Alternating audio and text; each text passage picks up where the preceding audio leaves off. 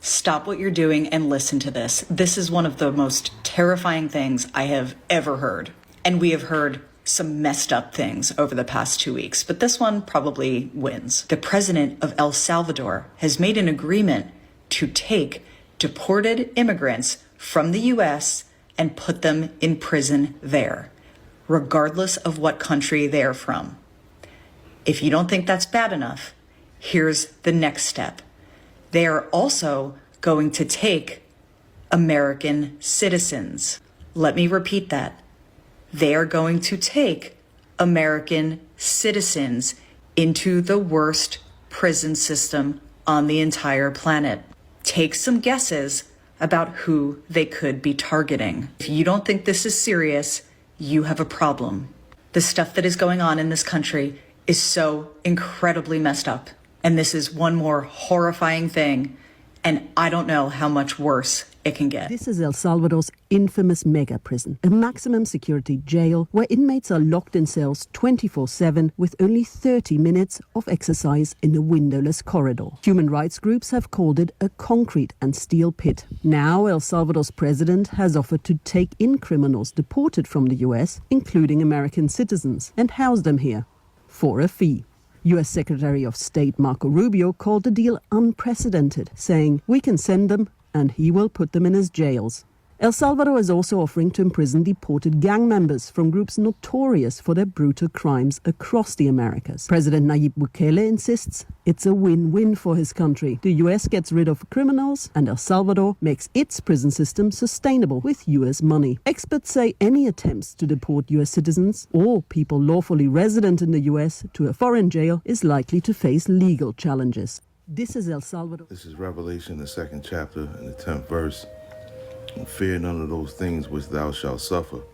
Behold, the devil shall cast some of you into prison, that ye may be tried, and ye shall have tribulation 10 days. Be thou faithful unto death, and I will give thee a crown of life. I'm going to give all praises, honor, and glory to YAHAWAH, BaHashem YAHWAHSHI, BaHashem Rakak Kwadash. Double honors to the apostles and elders of Great Millstone who rule well. Peace and salutations to the elected. Much respect to the brothers pushing his word in the four winds of the earth. And shalom to you few sincere sisters out there as well. It's Brother Ariah coming at you with another lesson. And there you have it, man. Now, because there's been talks about this, first with the immigrants being shipped over to El Salvador, but now they're speaking of shipping American citizens over to El Salvador as well. All right. And this is nothing more than Revelation 12 and 12 all day. The devil coming down is right here. Therefore rejoice, ye heavens, and ye that dwell in them. Woe to the inhabitants of the earth and of the sea, for the devil is come down unto you having great wrath, because he knoweth that he hath but a short time. And this is a part of that great wrath, man. Okay, you seen what's going on out here with ICE. You know, now this, I mean, shit, what's next? A lot more things are going to happen, you know, showing you that the so-called white man is the Edomite and the devil that the Bible speaks of, okay? So the devil that's spoken of in Revelation 12 is Esau, Edom. The devil that is spoken of in Revelation, the 2nd chapter and the 10th verse that I just read, is so-called white man Esau, Edom. All right? They're going to be more unrighteous decrees because, shit, America thrives off of penitentiaries, if you will, right? There's so many out here. It's big business to lock people up and make money off of it, okay? And I mean, shit, from, I would say 1990 to 2005, they were building a new prison like every 10 days, okay? That's well documented. Every 10 days, man. All right, between that span of 1990 to 2005, they were building a jail every 10 days here in Babylon the Great, man. All right? So you can imagine how many penitentiaries and prisons there are across America. So why is it now that they want to ship them over to El Salvador, which is considered the worst prison system in the world, man. You know, and I showed you that second video just to show you, you know, how those prisons look and how the prisoners are stored, if you will, or how they live. And they all bunched up in one cell together. That shit is crazy, you know? And who is he going to come after? He's going to come after the Israelites to send them over there. And some of us may be caught up in that mess and be sent over to El Salvadorian prisons as well. It could definitely happen, okay? But he's not going to go after so-called, you know, these Edomite extremists or these pedophilia, you know, these pedophilia driven dudes out here chasing after, you know, little children, man. Because he's a pedophile himself, talking of Donald Trump. Okay, so he's not gonna be going after them. He's coming after the Israelites, man. So that devil is definitely coming down, having great wrath, because he knoweth that he had but a short time. Well, let's just say we do find ourselves in that situation. You know, the Lord is going to do some miraculous things. We're going to go to Acts, the 12th chapter, and start at the 5th verse.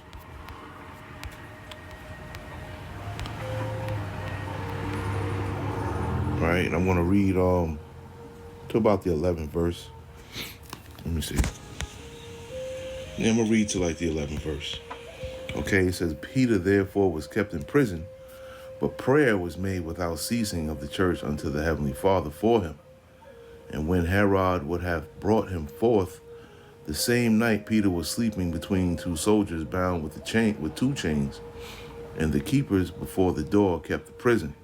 And behold, the angel of the Lord came upon him, and a light shined in the prison, and he smote Peter on the side and raised him up, saying, Arise up quickly. And his chains fell off from his hands. And the angel said unto him, Gird thyself and bind on thy sandals. And so he did. And he saith unto him, Cast thy garment about thee and follow me. And he went out and followed him, and wist not that it was true, which was done by the angel, but thought he saw a vision. Okay, he thought he was bugging out. He couldn't believe what was happening. Okay, and it says, when they were past the first and the second ward, they came unto the iron gate that leadeth unto the city, which opened to them of his own accord. And they went out and passed on through one street, and forthwith the angel departed from him. And when Peter was come to himself, he said, Now I know of a surety that the Lord hath sent his angel, and hath delivered me out of the hand of Herod, and from all the expectation of the people of the Jews. Right? So this is, you know, one account in the Bible where the Lord did something miraculous. You know, he saved Peter, you know, from out of prison. All right. And the Lord is going to be doing these things for his men. And in times of trouble, when they find themselves in similar, you know, similar, damn, the word is escaping me. That's great. Scenarios. I'll just use that word. Okay. Well, the Lord, you know, finds us in similar scenarios as this. The Lord is going to do something miraculous like this. So let's just say, you know, one of us, or, you know, some of us were sent over there to El Salvadorian prisons. You know, don't forget the first part. Okay. Peter therefore was kept in prison, but prayer was made without ceasing of the church unto the Heavenly Father for him. This is why it's important for us to pray for each other and not only for ourselves. Okay. Make prayers for the brothers and the elders, the apostles, okay, the sisters, everyone, okay, because we all going to need it, especially in these times that we're coming in, because Trump is like a madman right now, man. He's drunk with power, all right, and these are unrighteous decrees, man. What's that? That's definitely in the Old Testament. That's at Isaiah 10. Yeah, it says, Woe unto them that decree unrighteous decrees, and that write grievousness which they have prescribed. Okay, and that's definitely an unrighteous decree right there, to send an American, a so-called American citizen, and ship them out of the country into another country, into another prison system, man. Okay? This shows that he wants Israelites to suffer. Now, he said that he would send people that, down in like the train stations down in, New York or whatever, the subway, people that push other people, onto the tracks and, do crazy shit on subways and things of that nature. I remember that's what he was mentioning when he was talking to a reporter or something like that. And he's saying those are the type of people that he wants to send, out of America into El Salvadorian prisons or whatever. But of course, we know that's going to trickle down to, mistakes being made where other people that haven't done shit is going to be sent over there as well. Ultimately, him coming after the men of the Lord, doing that same thing, sending men of the Lord over there to, various prisons, because there are many horrible prisons. And you go to prison in Mexico. I ain't never been in one, but I've heard stories, man. There's nothing nice about them, And a lot of these prison systems across the world are going to be used by these devils, man, to ship people out, the undesirables, if you will. And don't think for one second that we are desirable when it comes to these devils, because we're not. At the end of the day, we're public enemy number one. Okay? And it may not be known abroad right now, but soon it will be when these devils come down, on us, man. Harshly and severely. So I'm going to get a couple more scriptures. I just wanted to, show what this devil is doing. All right? Because a lot of people are not talking about it. I mean, we heard that it could be a possibility back in May, I believe. But it was only for the migrants that are coming over here. Now, it's about American citizens, or so-called American citizens now, man. So this is something that could potentially affect all of us. That's why I'm just doing a quick lesson on it. Let me just get Micah. Let's get the book of Micah. And start at the first. I'll just read 1 and 2. It says, "Woe to them that devise iniquity and work evil upon their beds. When the morning is light, they practice it, because it is in the power of their hand. And who gave them that power? The Heavenly Father. The earth is given into the hand of the wicked." Job 9:24. "And they covet fields and take them by violence, and houses and take them away. So they oppress a man in his house, even a man in his heritage." Right? And this is what they do. Okay, they covet fields, they take them by violence, just like so-called, America. So-called America was taken by violence. Okay, and now they're saying, "Oh, you can't be here no more." They think this is their land for real, man. Okay, but we know ultimately it's going to be destroyed anyway. Let's get Job 20 and 19 too. Right? Pretty much says the same thing. Is it Job 20 and 19? Make sure. Let me see. Right. It says, "Because he hath oppressed and hath forsaken the poor, because he hath violently taken away a house which he builded not." Right. So these devils are so proud. They've raped, robbed, and pillaged. Okay, and taken this land by force, and now they believe it's their land now because they have done so. And now they think they have the power to just deport whoever they want, man. Even people that were born on this soil, they believe that they have they can do whatever the hell they want, man. This is 12 Revelation 12 and 12, hands down, man. Okay, they know they got a short time, so they're going to the extreme and just doing whatever feels right to them, man. And of course, the more wicked it is, the more right it feels to them, man. This is how these devils get down, right? But it's going to affect you jakes, man. You 230, you heathenistic or heathen-minded jakes out here, man. Matter of fact, let me get Zechariah, the first chapter. Let me get Zechariah, the first chapter, and I'll read 4 through 6. right, where it says, let me just start from the second verse. The Lord Yahawah hath been sore displeased with your fathers. Therefore say thou unto them, thus saith the Lord of hosts, turn ye unto me, saith the Lord of hosts, and I will turn unto you, saith the Lord of hosts. Right? Be ye not as your fathers, unto whom the former prophets have cried, saying, thus saith the Lord of hosts, turn ye now from your evil ways, which is what we're doing now. You know, we doing these lessons, we out on the highways and byways, you know, telling people to turn from their evil ways, man. Why? Because evil days are coming. All right? And it says, and from your evil doings. But they did not hear nor hearken unto me, saith the Lord. And your fathers were, where are they? And the prophets, do they live forever? But my words and my statutes, which I commanded my servants the prophets, did they not take hold of your fathers? And they returned and said, like as the Lord of hosts thought to do unto us, according to our ways and according to our doings, so hath he dealt with us. Right? So the Lord is really about to come down on you jakes for not listening, for not hearkening unto his word, man.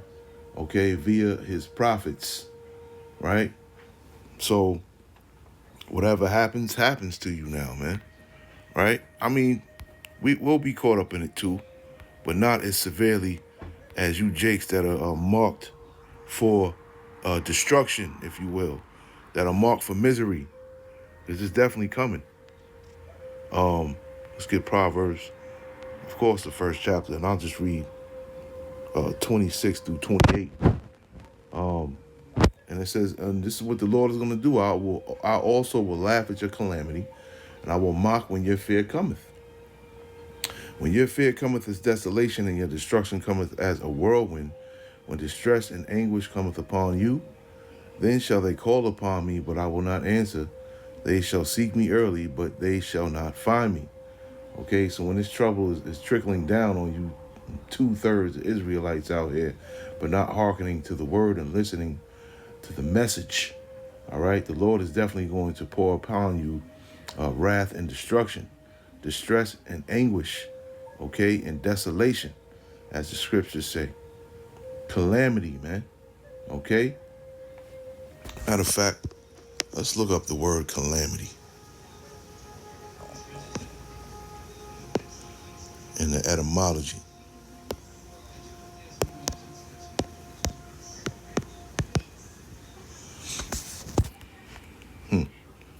Damage, a state of adversity, a great misfortune or cause of misery.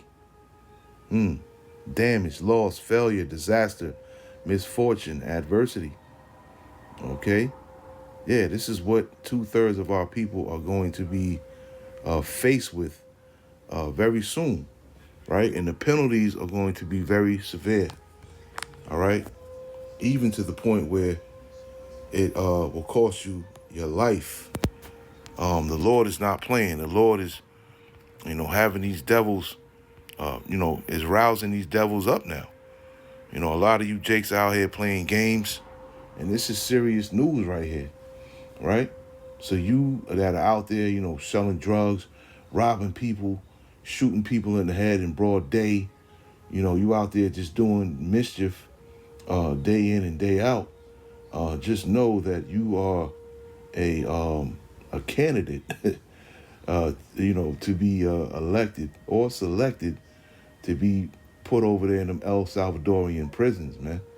And it ain't nothing nice over there, man. I mean, you have some kind of, I don't want to say freedom, I don't want to use that word, but it's the only word that comes to mind right now. You have some kind of freedom in American prisons, but over there, you have none. In American prisons, you don't really have a lot of space to yourself, right? But over there, you have no space for yourself at all. Like, at least in American prison, you could put up a towel or something if you got a roommate and use the bathroom, man. You're not doing that over there in El Salvador. You ain't putting no towels up or nothing, man. Everybody, you in a cell with over 100 people. That's what it looked like to me. In a cell with over 100 people, man. Nah, you're not gonna be able to. You're just gonna be uncomfortable the whole time, right? And you put over there, you can't speak the language. You in their country now, man. They got the advantage over you. All that tough guy shit is over with, cause they all in there together. Them MS-13 gang members and all that over there. Nah, you don't want that. You don't want that, man. You don't. Nobody wants any parts of that. All that tough guy shit out the window. Right? So I'm going to finish it here. 2nd Esdras 8 and 50. Right? Because this is what's coming. You know, for all you proud, all you wicked people, you know, all you devilish thinkers, this is for you. For many great miseries shall be done to them that in the latter time shall dwell in the world, because they have walked in great pride. And there's a lot of people with great pride out here, man. You know, you seen the Jake saying, when ICE come over here to Chicago, they don't know what they dealing with. They ain't, you know, we gonna fight back. And they ain't do shit, man. They ain't do nothing. You know, Jake like to talk, man, but when a greater authority comes along, they bitch up, man. Right? But that's pride talking at the end of the day. And now the Lord is about to come down upon all of you, man, with great wrath, man. You know? Not quoting Revelation 12 and 12, but for real, the Lord is going to come down having great wrath on you wicked ass Israelites, man. Because this is what this bill is passed for, right? It ain't passed for the middle class Edomite families or Edomite men or women or children. It's for you Jakes. You would never see a baby getting taken out of their house zip tied, man. You wouldn't see no Edomite baby being treated like that at all, man. So it ain't never for them, man. It's always for us. Okay, when I don't like to put us in the same category as the 2/3, but in the Edomites' eyes, we all are the same, man. Even though we know there's a great difference between us and them. They don't. They put us all in the same category, you know? So this is why we could potentially be caught up in this mess as well, okay? So I just wanted to put this up real quick, this lesson up, and, you know, of course, sound the alarm that, you know, Trump is going to start deporting Israelites. He says American citizens, but we know who he's coming after, okay? Israelites over there in El Salvadorian prisons and prisons abroad, you know, in the world. So, Lord willing, this lesson was edifying. I want to say shalom to the next one.